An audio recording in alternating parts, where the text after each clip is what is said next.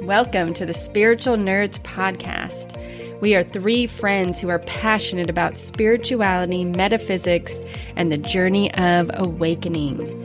Every week we'll be having heart-led and spirit-filled conversations on topics that interest us. And it is our deepest intention that this podcast serve to open an authentic, vulnerable, and fun space where we can be ourselves, share our stories, and in doing so, it may inspire and support you on your own awakening journey. So, hope you enjoy the episode. Welcome to the Spiritual Nerds Podcast. Today, we are having a conversation about meditation. And this is a pretty broad topic, but we wanted to talk about our own meditation practices, what the benefits we have received through our meditation practices, the challenges that we have faced in meditation, and possibly some different practices that we have all utilized at different times in our life. I'm going to hand it over to our seasoned meditator and meditation teacher, Ashley, to start off our discussion. Yeah, I thought this would be a good thing for us to talk about. I've been thinking about my own sort of meditation practice, where it started and how it's progressed. And I also, as somebody who holds meditation groups and retreats and invites people into the practice itself, I'm really aware that it can be really challenging for a lot of people. And also that there are different types of meditation that people do that sort of offer different things. So I can certainly share my own experience with meditation and then also how I invite people into meditation. But I'm curious to also hear how you guys use this practice and what it's done for you. I'll jump in. I've had different parts of my life where I've been much more rigorous with my meditation. And I will say just up front, I am in a dip on my meditation. And part of that dip in terms of my commitment to the practice is that for me, I can sometimes get overly connected to the rigidity of the practice. And like, I'm not a good person if I don't meditate. That's kind of like the essence of where I can get. Sometimes it feels not helpful or constructive on the spiritual path, where I'm like, if I don't meditate every day, damn it, I'm just not a good spiritual person. And when I feel that part of me come up, well, one, I probably need to meditate more, but it's a moment where I've kind of chill out and I need to reflect on what is my goal here with meditating. My goal isn't to be a good spiritual little student. My goal with meditation for me personally is to have a moment of relief from my mind chatter, have some even bliss, a little, some joy, and connect with my higher self. So sometimes I have to pull out of that a little, out of the routine, so that I can appreciate and reconnect with what my actual intention is when I'm doing the meditation. And in that vein, I change up my meditation. So sometimes I will do silent meditations. Sometimes I will do frequency hertz meditations, like binaural beats. And then sometimes I like to do mantra meditations. And right now, my meditation du jour is just very low level frequency playing in earbuds, but it's like almost barely audible. It's just kind of there. And it's like, I like to think of it as a brain entrainment while I'm doing just a sitting meditation. I think there's something interesting about meditation, because the teaching around meditation is the more you do it, the easier it is to do, and the more benefits you get from it. The consistency is what creates the overall benefits. And I was talking a little bit before we hopped on about how with ADHD, I feel like if I'm which I think is very common with meditating, is like we're judging whether it's a good or bad meditation versus by compare, like seeing how quiet our mind is or how blissful of a state we get into or whatnot. And my mind never shuts off. I'm like, it's like the tiny little gaps. And it makes me think of Wayne Dyer. That's like, what was his, like, in the gap or something? And it was just like those moments between the breath or the moments between the thoughts where I feel a bit of expansiveness. But if I'm generally doing, where I started was with Vipassana meditation, which is a real trying to not necessarily quiet your mind, but not connecting to the thoughts but noticing them and noticing what's in your body. And when I do that, I notice that my mind is always thinking. It's thinking a lot. And I can have moments of like the thoughts disappear and then they come right back. And then 10 minutes later, I'm like, oh, damn, I've been thinking for 10 minutes. So I also switch it up so as not to get too frustrated by that. And also, whatever my intentions might be. If my intentions are to deeply connect to spirit, then I might do more of a guided meditation. Or if my connection or if my intention is for clarity or a deeper connection to myself to get some sort of answers or connection to soul, then I might try more of the Vipassana. If my intention is to try to quiet my mind, then I will likely do more of a mantra and like with the beads. What is it called when you're Mala beads. Yeah, the mala beads, thank you, where you use that with a mantra. And that has been, I think that's what feels the most helpful, is to have the mantra and the beads if it's really my intention is to quiet the mind. But I think what's important to understand about meditation, I know you guys will probably speak on this too, is to not necessarily have a goal, not necessarily have any judgments on right or wrong or what it should look like. And it's just being with whatever is there when you're meditating. Right. So if the goal was simply to be with whatever's arising, then we can connect the practice of that in meditation to the rest of our lives, to our non-meditation, lives. And then that's the benefit. So the practice of being with whatever's arising helps us be with whatever's arising in our life. Mm-hmm. And I think the initial be with whatever is arising for me was very confusing.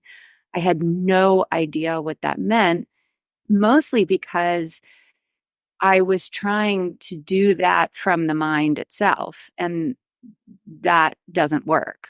And so the invitation that my teacher was teaching from was kind of getting into this place of awake awareness in your body, almost in your system, that's observing, like you were describing, observing the body, observing the mind, and allowing it all to be there. So you're practicing allowing, which actually, when you're not following the mind or resisting the mind or trying to wrangle the mind or trying to get rid of the mind, if in the space of allowing, what I noticed over time was the mind just quiets down. So it doesn't go away. It's always doing something, but it gets less of the focus.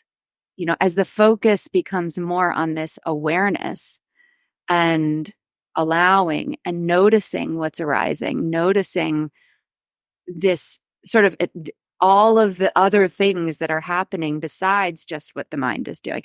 The mind just sort of becomes a little bit more subtle in the background. But I know for me, anytime I'm trying to get anywhere in meditation, it's just frustrating. It's not the only way. Like, one of the things that Adyashanti would suggest, and I found this to be very true, and it's still very true every single time I meditate, is that you can't make meditation happen. You actually create the the opportunity for meditation to happen on its own by surrendering, letting go, allowing, relaxing, accepting. There's this almost this way that you can just sort of invite it to happen on its own. We don't make it happen. We don't do it.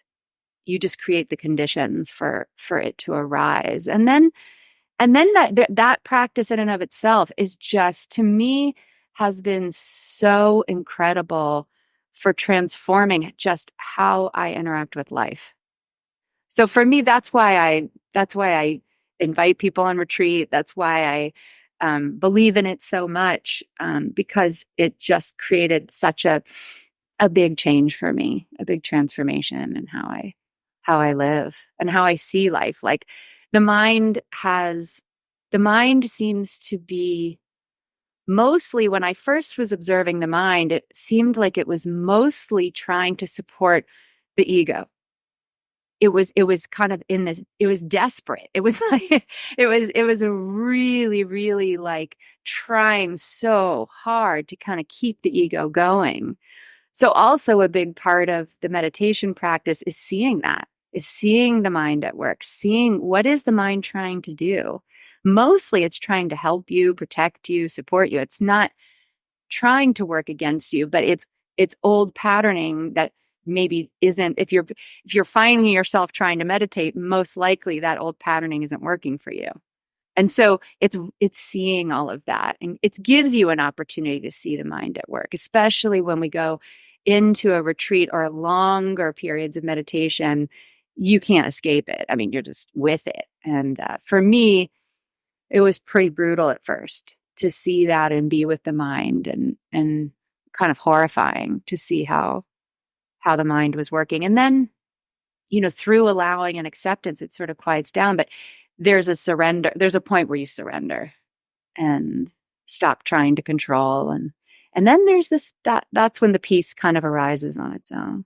Yeah, I think one of my teachers that I know I've mentioned in here before, Tara Brach, is a Buddhist teacher who teaches Vipassana. And one of the practices I love about how she teaches it, and I don't know if everybody teaches it this way, but it sounds like Adyashanti might be similar, is that radical acceptance and the opening and allowing. And so it helps when you're in that intention of acceptance and allowing and witnessing, then we aren't in resistance to whatever is there and judging whatever is there. And that has helped me to be able to stay when it feels uncomfortable, and to be like, oh yeah, I'm noticing this, and this too belongs. This too, it's okay to be here. So if we're practicing meditation in that way, it's also an incredibly self-loving act.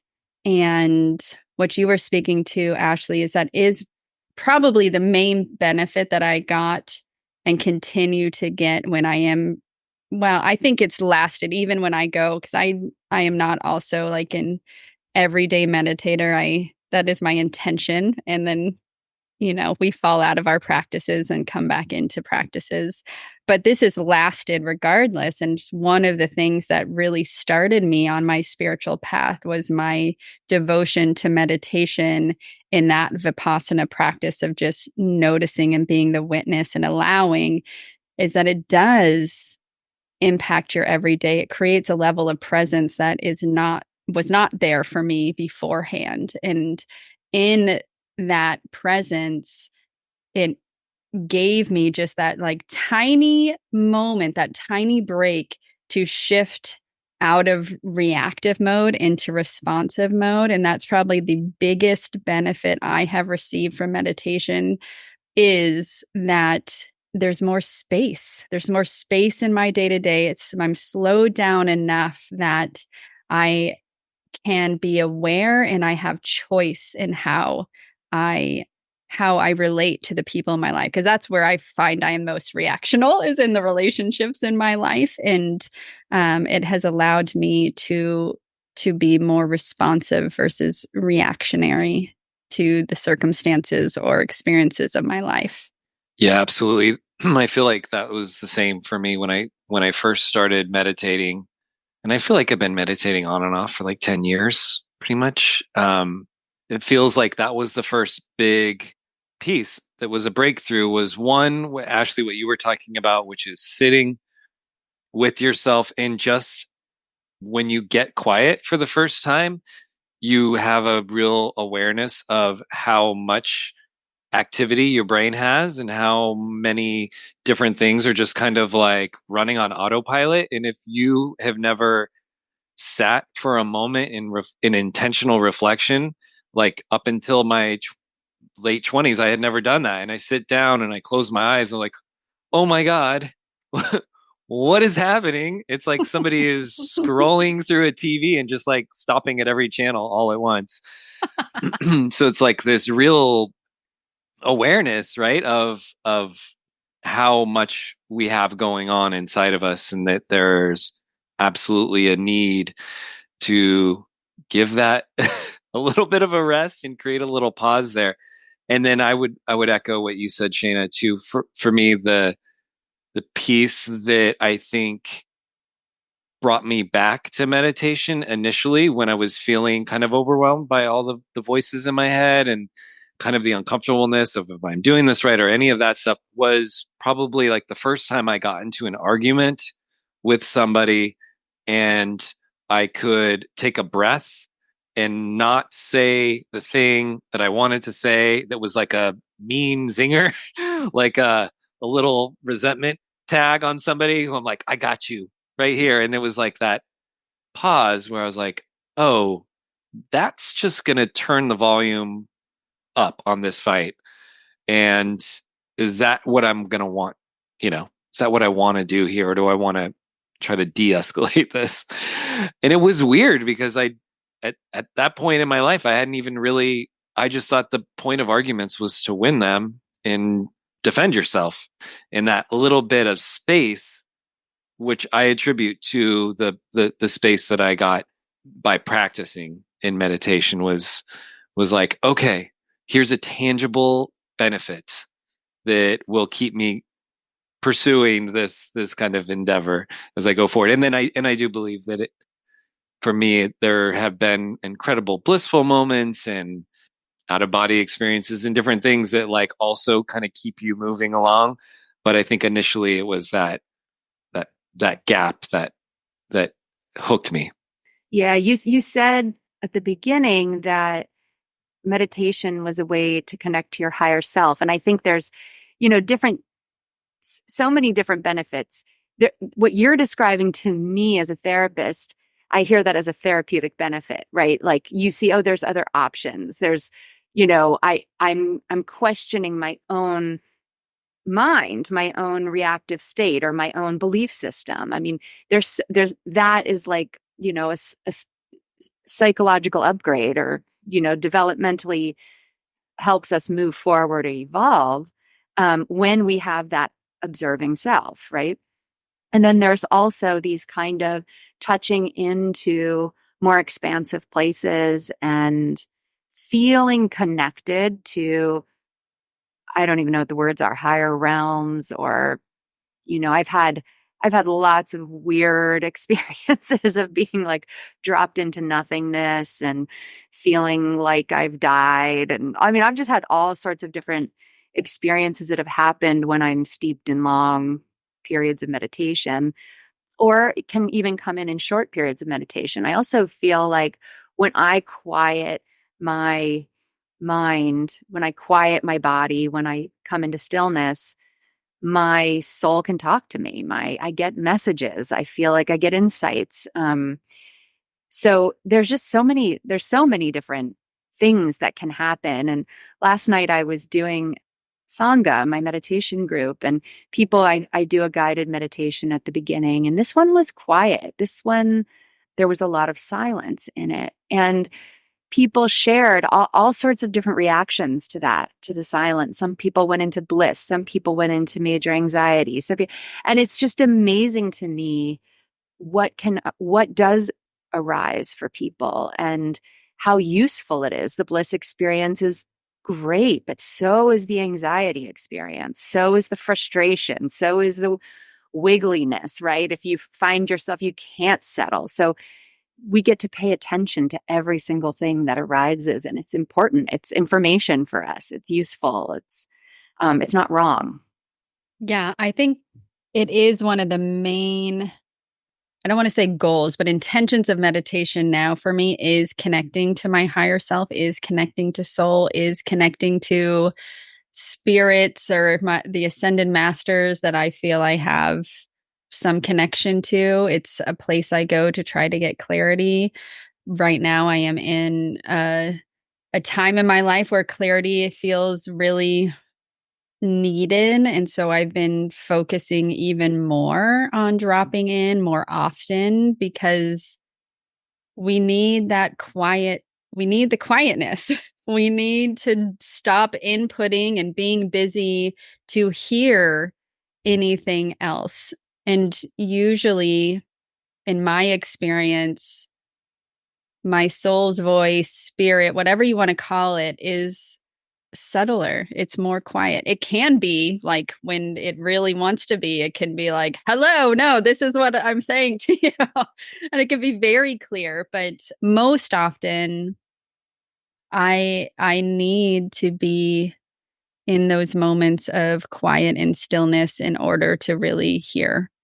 Because I'm asking for guidance all the time. I'm asking for support all the time. And I believe that it is available, but if we don't create those spaces for quiet and solitude, it's really hard to hear and experience that support and that guidance that is available to us.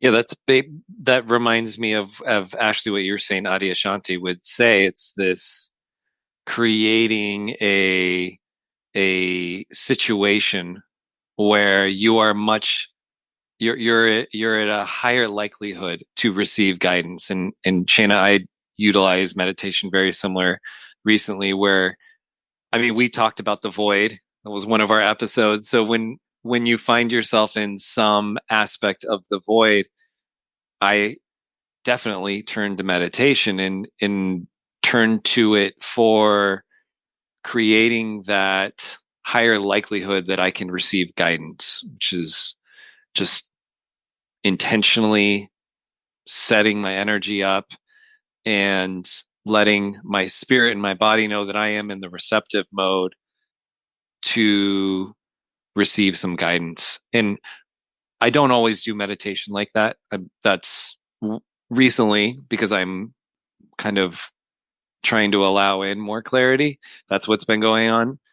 But I think in general, the idea that all of this stuff can happen without meditation, but with meditation, you're just creating just a much higher likelihood that any of these kind of goals that people can have, and again, maybe we're not supposed to have goals with meditation, but any of these kind of things are just more likely to come about. Our allowance grows, we become open when we set the intention and kind of the space. I mean, you can meditate anywhere, but there's something about the process, and maybe this is just the way our human minds work, but you know sometimes I light a candle, get a special cushion, sit down, and you're basically signaling to the universe, i'm I'm ready to receive. And it could be receiving anything, or I'm ready to allow, and it could be just allowing anything. Yeah, I love the even just creating a bit of a sacred experience around it.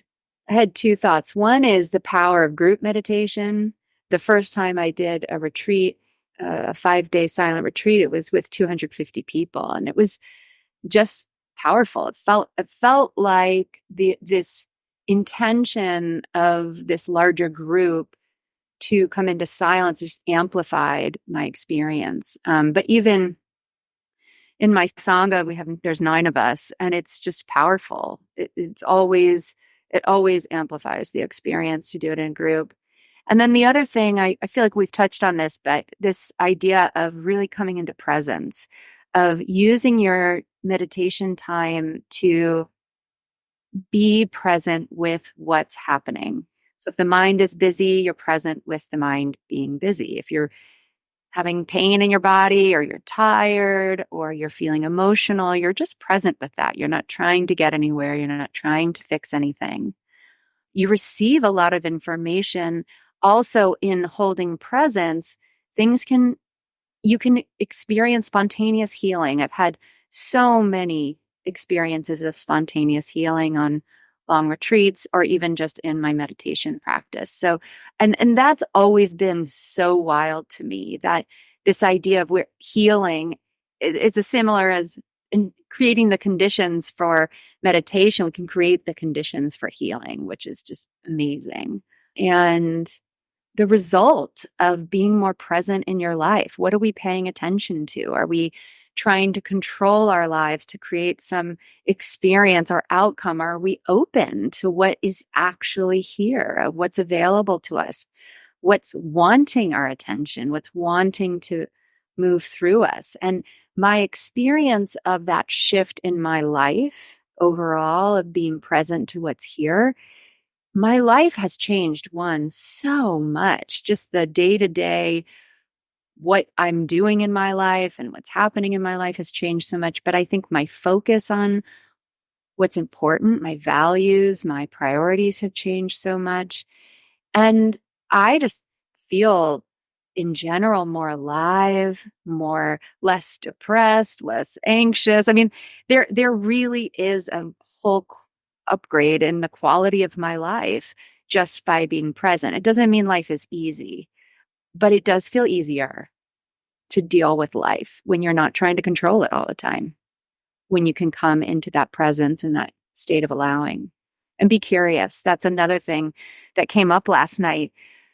People were excited about the idea of being curious in their life rather than trying to control or fix.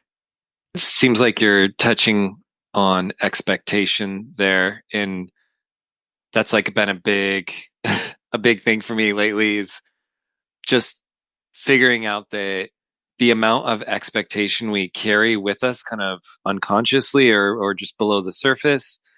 How much of that, and it could be small expectations or it could be big ones, but just that's like it's like your mind's way of trying to control fear and to figure out what's going to happen next. But it also is so limiting, and it's setting up an innumerable amount of ways in which you can be disappointed when you have like expectations about all these little things. And an access point to those expectations, or where they live, is when you start to get quiet and you can examine some of those internal ego dialogues, and be like, that's not right, that's not really the way I want to do this. And you get so much freedom when you can release those expectations and just be present. What's going to show up? What's going to happen? And then I also did want to just say I super agree about the group aspect.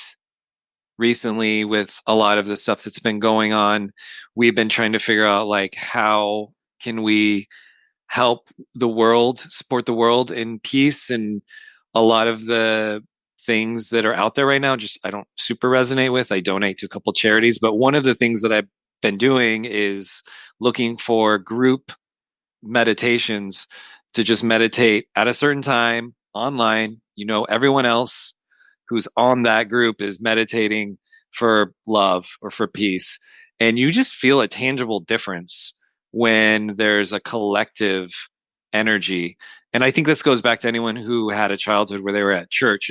As messed up as church can be for some people, there's a moment like in song or in prayer in a group where you can just feel the energy change. And so I could see why holding space for retreats where you can go deep with a group could be such a powerful and transformative thing. Yeah, it actually makes me think of the research they've done on prayer and how there's like real legit evidence of the impact of group prayer. And so group meditation too, it's an energetic collective that just amplifies that energy. I'm curious of getting your guys' thoughts or perspective on a broader understanding of meditation. I feel like the meditation we're talking about, where you sit and you're with yourself, and even we're not saying this, but like the more strict of like trying to quiet your mind is a very masculine way of meditating. And I'm curious to know, for me, I think meditation doesn't necessarily have to be still sitting on a pillow. It could be, I don't know, drumming or gardening or intentional movement or walking in nature. But I'm curious if that resonates with you guys as well, or if you feel for yourself or just in general, if meditation is more on the seat, quiet. Yeah, I for me, I feel like the practice of sitting in stillness and silence has really big benefits. That I just it has felt very beneficial. But that certainly meditation is happening all the time. Meditation can happen while you're doing dishes. Meditation can happen on a hike in nature. I mean, meditation is happening all the time. Meditation is always available. Let me say it that way. If we're present and we're allowing and we're in our bodies and in our awareness, it's always available. I think that our daily lives, the structure of our daily lives for most people are distracting from that. It's the focus is not on that. So I think having a lot of people come to meditation because their lives are stressful or busy or they haven't found that time. So I'm imagining that when you guys were talking about how your practice has fallen away or whatever, it's probably happening. Your conscious beings, your awakened beings, you're probably meditating a lot of the time. When you're talking about earthing, you're meditating. I mean, so I also feel like, when my first contact with meditation really was guided meditation, visualizations. I love having the energy perspective, like clearing your energy field. Like I remember halfway through long retreats, I would have to I would almost clear the energy in the room. I would bring out the stuff because it almost became hard to meditate with all the energy that was moving through. So those are incredible tools. I think visualization is incredible. I think there's so many different types of meditation. I think the only thing I would say about sitting in stillness and silence is not that it's the only one at all, but I do hear a lot of people say to me like, "Oh, I can't do it. I can't meditate. I can't, my mind, whatever." And I would say almost like, as soon as you say I can't do it, I would say that's the one that you should be focusing on, because you can, and if it feels hard, then there really is something there for you. I would say that. Mm-hmm. Mm-hmm. Yeah, I think that let me just clarify a little bit. When I say these other things of drumming or walking in nature or dance, you would still be doing that in a very mindful, quiet, reflective, noticing awareness way for it to be considered meditative.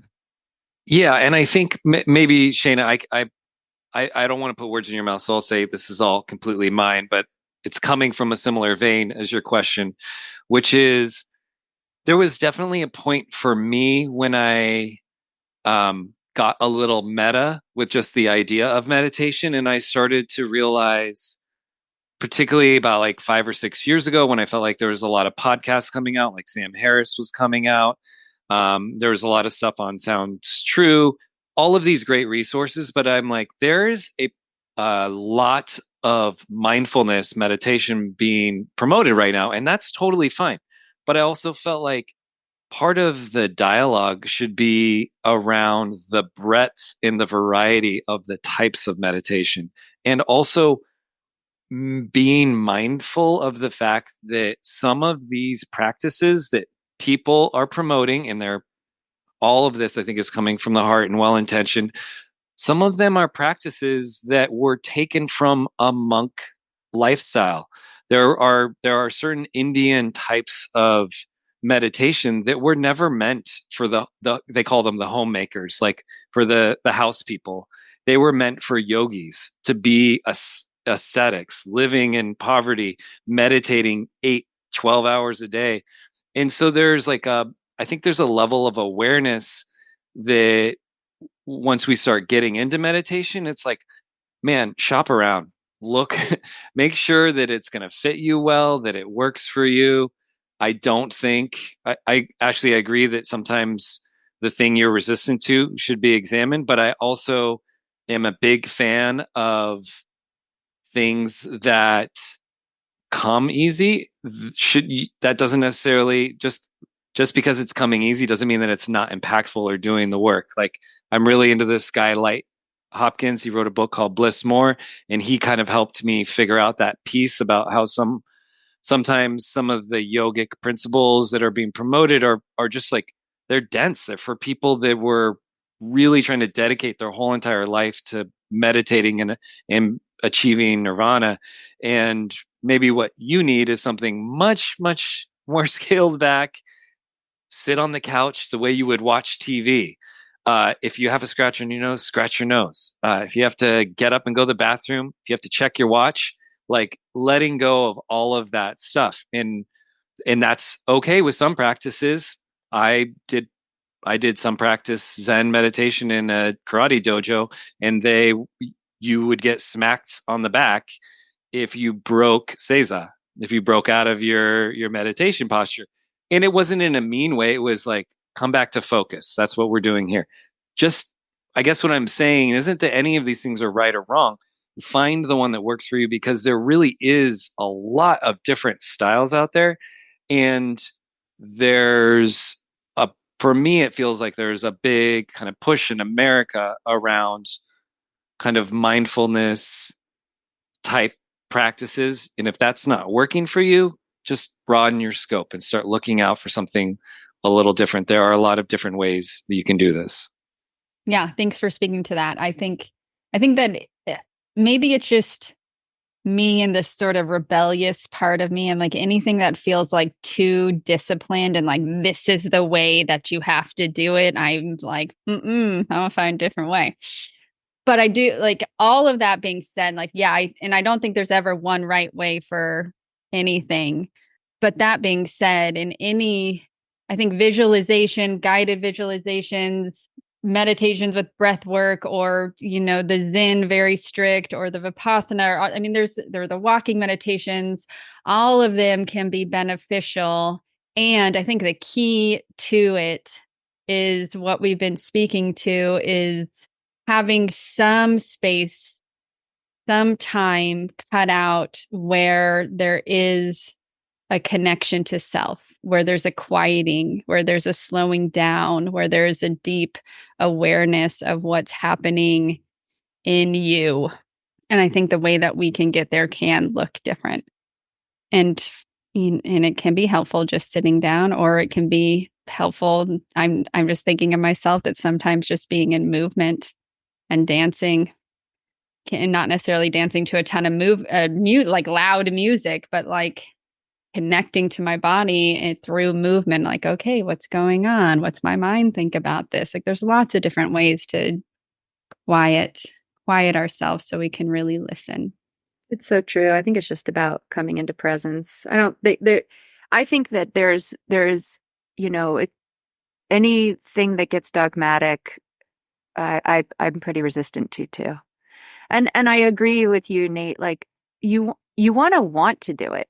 Like, I love meditation. I don't ever feel like I need to, or I'm a bad person if I don't do it. I actually crave it. I'm longing for it because I feel the benefits, because it's something that, yeah, over time it calls to me. I really enjoy it. But I think that would be true for anything. It's like, whatever you're practicing, you want to feel like there's something in it for you. I mean, that's the whole point, right? So it kind of made me think about, like, well, what's the point? The point is to wake up, right? It's to be awakened. It's not for some, we don't want to create a dogma around, or pressure or stress around awakening. Awakening is a beautiful, calling. It's a beautiful process.